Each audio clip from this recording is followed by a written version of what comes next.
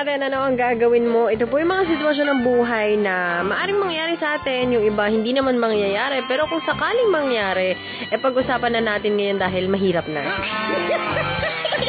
Yung iba kasi, sa kanila nangyari na to, kaya nakaka-relate sila. Nakakatulong po sila sa ating discussion. Nagbibigay sila ng tips. Diba? Ang sitwasyon natin ngayong week na to, may kinalaman to kasi summer na. Tapos graduate na yung mga estudyante, bakasyon na. Ayan, yayaan na sa beach.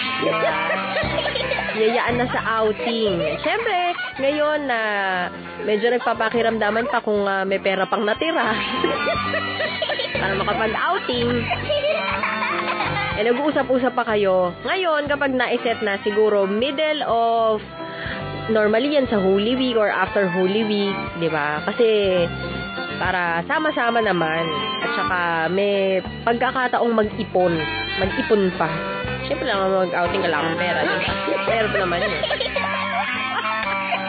Ang problema mo ngayon, pwera sa budget, paano ang gagawin mo sa sarili mo para naman pagdating mo sa beach, kaaya-aya kang tignan. Pupunta ka sa beach, alangan naman nakamaong ka doon, di ba? Nakamaong ka, tsaka naka-long sleeve. Siyempre, kung hindi ka man mag-two-piece, or hindi ka man bathing suit, naka-short ka na. Short. O kaya naka-spaghetti ka, o kaya naka kung ano mang panligo yan. Lalo na ngayon, mga first class, world class na ang ating mga resort, ang ating mga beach sa buong Pilipinas. Hindi na pwede yung tsaka-tsaka yung suot natin doon, di ba? Siyempre, bobongga ka ngayon ang mga swimsuit sa mga department store, sa mga mall, at kung saan-saang boutique, nagagandahan. Matitempt ka talaga na bumili. Tapos kayo mga lalaki, siyempre gugustuhin nyo rin kung hindi kayo mag-trunks, kung malakas-lakas ang powers nyo, mag-trunks kayo. Kung hindi naman, shorts na pang yung pang macho, di ba? Yung hanggang pigi, kita yung buto sa balakang. Di ba? Yun. Bakit ko alam? Tinitingnan ko eh.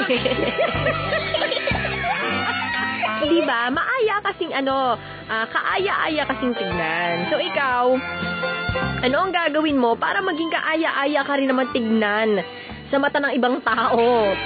Pagdating ng summer, pagpunta mo sa beach, so bigyan niyo kami ng mga tips kasi kailangan ko to. Charis. Ang catch dito, syempre, summer na, April na, nagsimula na, o magsisimula na yun next week.